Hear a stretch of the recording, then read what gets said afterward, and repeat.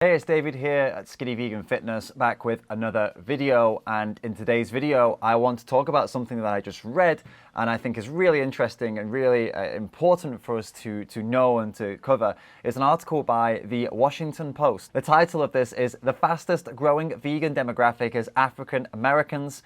The Wu-Tang Clan and other hip-hop acts paved the way." It popped up in my emails. I do get email alerts for these kinds of this kind of news, like vegan news, and this really interested me. I thought, let's make a video. I'm gonna read through some of this article, and we're gonna see what's going on. The subhead is that despite the rise of plant-based meat and veganuary, only 3% of Americans are vegan. It's more than double that among African Americans. It's very interesting how it's coming from mainly from the hip-hop scene. A rapper, Stick.man, became a vegan has now been vegan for 2 decades, for over 20 years. This guy was part of the duo Dead Prez. It's only been continuing with people, rappers and people in the hip hop scene since then, with like Jay-Z and the Wu-Tang Clan, and influencing many African Americans to adopt a plant-based lifestyle. There was a 2016 survey which found that 3% of American adults identified as vegan overall, with only 1% of them being Hispanic Americans. But when they looked at African American adults, it was 8%, which is phenomenal. 8% of African Americans in the USA identify as vegan. There was another study on consumers' meat eating changes, and it said that white people were eating 10% less meat over the last 12 months, while people of color were eating 31% less meat, which, of course, it's not vegan, it's not plant-based, but it's still a very interesting thing.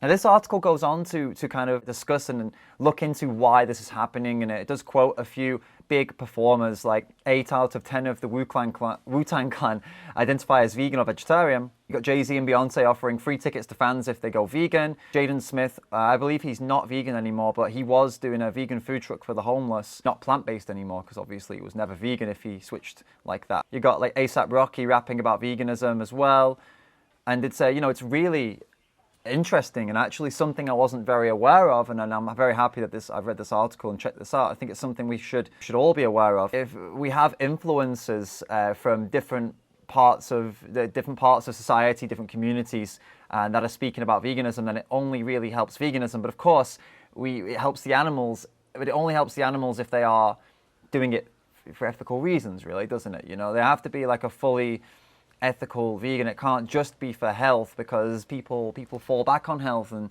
they let themselves go sometimes, and the animals suffer for that. But it's still amazing to see that this is something that's taking off within this community. And there's even something here about a song that was released in 1990, a song called Beef. And apparently it got a lot of people to think about veganism. They were thinking about meat. They were calling it the slave diet. They were saying about the chemicals put in the food and how it was highly processed. The lyrics that they used: "Let us begin now with the cow, the way it gets to your plate and how. The cow doesn't grow fast enough for man, so through his greed he makes a faster plan. He has drugs to make the cow grow quicker. Through the stress the cow gets sicker." That was some lyrics in a song from 1990 by Keith Tucker, who's been vegan since 1997.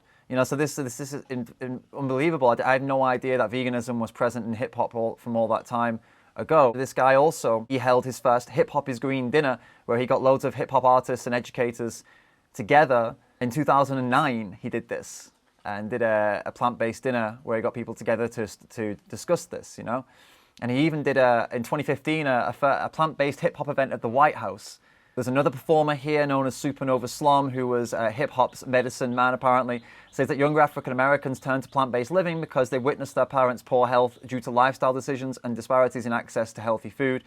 A vegetarian or vegan lifestyle is more feasible in urban centers that have experienced gentrification and where even fast food restaurants now reliably offer plant-based options. This guy is also a combat veteran who served in Afghanistan in 2013 and maintained a strict vegan diet even in the difficult situations he was in, which is amazing to see. It's got some really inspirational stories from the black community, from the hip-hop community. I had no idea that this even existed, and that's why I'm sharing it with you, because I figured if I didn't know, maybe some of you didn't know, and maybe this can be helpful. It's good to have this kind of knowledge when you're discussing veganism with people, and whether you're discussing their health benefits, which a lot of us do discuss. The ethics, of course, we all focus on the ethics. We all know the ethics. We all feel the compassion, and we feel for the animals. But it does help to have an understanding of the wider community and the reasons that other people are changing their lifestyles and changing their diets, and especially if you're not part of the black community or the hip hop community, like myself, but you might find yourself talking to somebody from that community, and it does help to understand and know these things. Oh, the dog down there. It does help to understand and to have some knowledge about what's happening, so that when these conversations do come up and you are talking with people that maybe you don't know much about their lifestyle, their community, if you keep up to date with news like this, and then you've got something to talk about, you've got a topic that directly relates to them and what they're interested in, and something they can connect with, right? So I hope that has done that for you. I hope this has helped you.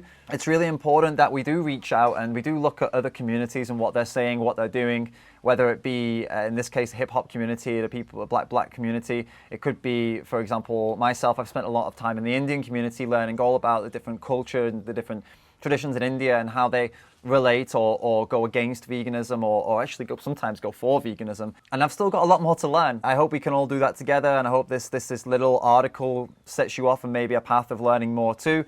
You can always message me if you have any questions about anything we're talking about here, or of course I'm not the best person to talk about the hip hop community, but of course you can read up on this and we can learn together. Any questions about activism, veganism, learning about other cultures, traditions, and maybe what we learned in India, more than happy to help you and tell you what I know. Please do feel free to send me a message on Instagram, private message me, or drop me an email.